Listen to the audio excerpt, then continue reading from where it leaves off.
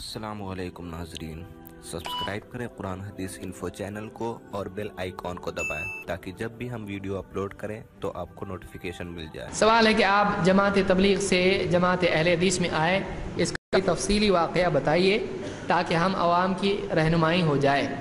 اور اسی کے ساتھ اپنی بات کا اختتام کر دیں۔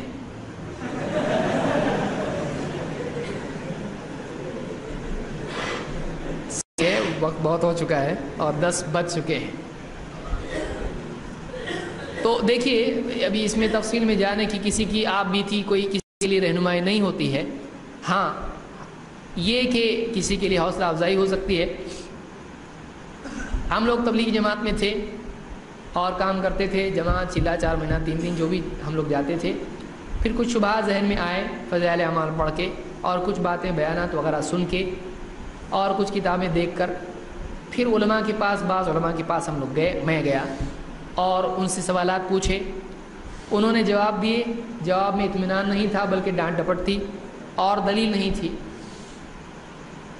ایک نہیں 2 3 4 کئی علماء سے میں نے بات کی، جواب نہیں دیا اور اطمینان بخش جواب نہیں ملا، دلیل کی روشنی میں نہیں تھا، بس بڑے بولتے ہیں تو صحیح ہے، ایسا کیسا غلط ہو سکتا ہے، اتنے سب پاگل ہیں، اس طرح کی باتیں تھیں اس میں قرآن میں ایسا ہے، حدیث میں ایسا نہیں تھا۔ لہٰذا پھر میں اپنے طور پر تحقیق شروع کی، مختلف تفاسیر اور حدیث کی کتابیں وغیرہ دیکھی، علماء سے بمبئی وغیرہ کے کچھ لوگوں سے ملاقات ہوئی اور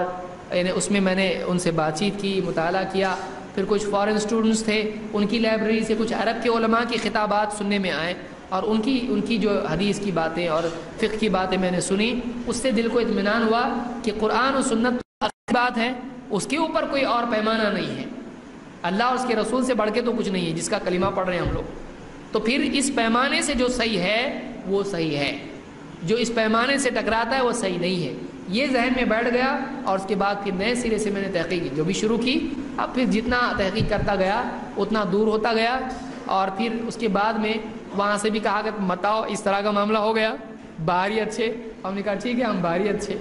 پھر ہم نے اپنی طور سے دعوت شروع کی اور الحمدللہ 1 2 3 4 ہوتے ہوتے کئی لوگ آتے چلے گئے،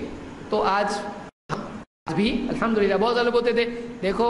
جماعت چھوڑا، ٹوپی جائے گی، کرتا پاجامہ جائے گا، یہ داڑھی جائے گی، ابھی تک الحمدللہ کچھ نہیں گیا، بلکہ پہلے کم تھی ابھی اس سے زیادہ ہو گئی ہے۔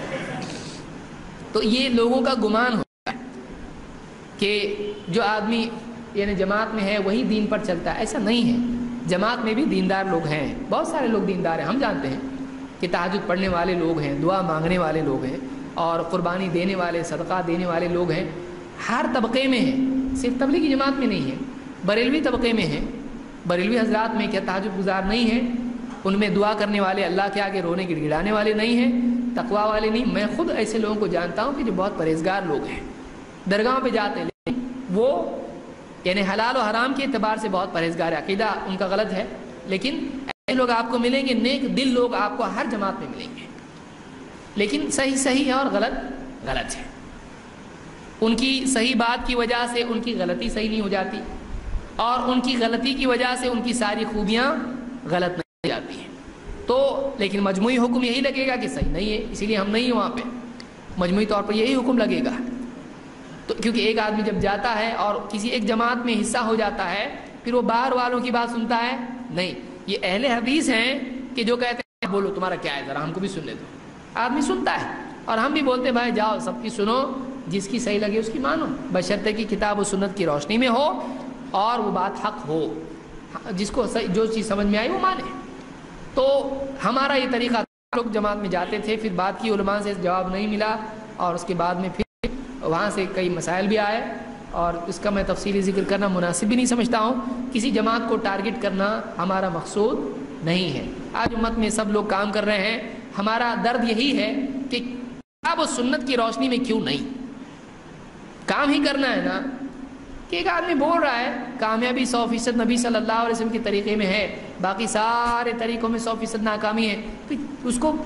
کو کیوں نہیں اس کی روشنی میں باقی ساری چیزیں طے کی جاتی ہے، ہمارا درد یہ ہے،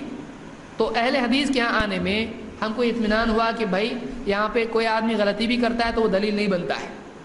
اس کی بات غلط ہے، لیکن وہاں ایسا نہیں ہے، ارے اتنے بڑے اتنے ان کی بات الٹی بھی سیدھی ہوتی ہے، تو ایسا ہمارے یہاں پہ نہیں ہے، کوئی عالم اگر غلط بات بولتا ہے، دوسرا عالم، دوسرا بلکہ بعض اوقات طالب علم بتا رہا ہے کہ نہیں آپ کی بات صحیح نہیں ہے. یہ امت صحابہ کا طرز تھا، یہ قیامت تک کے لیے ضروری ہے. تو آج میں سمجھتا ہوں تبلیغی، دیوبندی، بریلوی جتنے بھی ہمارے بھائی ہیں ان میں بہت سارے اچھے لوگ ہیں، اور اہل حدیث میں بھی اچھے ہیں، برے بھی ہیں، ان میں بھی اچھے ہیں، برے بھی ہیں، لیکن منہج جو ہے وہ اہل حدیث کا صحیح ہے. آپ کو آج تک جو سمجھ میں آیا وہ یہی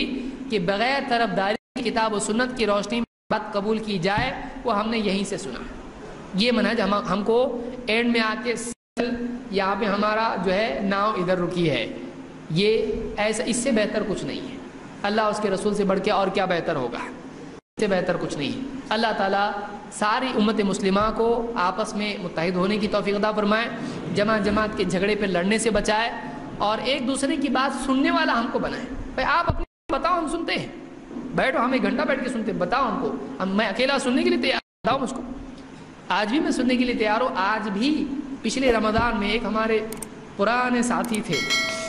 وہ ان کا دل آیا مجھ کو سمجھانے کے لیے،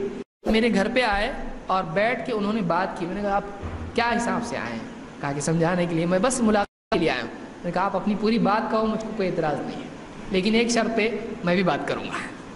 صرف سنوں گا نہیں، میں بھی بات کروں گا. میں نے بھی بات کی. تو ہم سننے کے لیے تیار ہیں، ایسے نہیں کہ بھائی ہم بات ہی سنتے نہیں گمراہ ہو جاتے ہیں. ہم سننے کے لیے تیار ہیں. آج بھی اگر مجھ کو کوئی سمجھانے کے لیے آتا ہے، میں اس کے لیے خود چادر بچھا کے بولوں گا بیٹھو، میں بات سنتا ہوں آپ کی، کوئی ہم کو مسئلہ نہیں. وہ ہمارے بھائی ہیں، آج بھی ہمارے دل میں ان کے لیے ہمدردی ہے، اور ہم یہ چاہتے ہیں کہ جو آپسی انتشار، اختلاف، دشمنیاں، دوریاں ہیں، یہ ختم ہو. ہم ایک دوسرے کی بات سننے والے بنے، اس میں سے جو کتاب و سنت کے مطابق ہے اس کو قبول کرنے والے بنے. اللہ تعالیٰ اس بات کی ہم کو توفیق عطا فرمائے. اقول قولی ھذا واستغفر اللہ لی ولکم.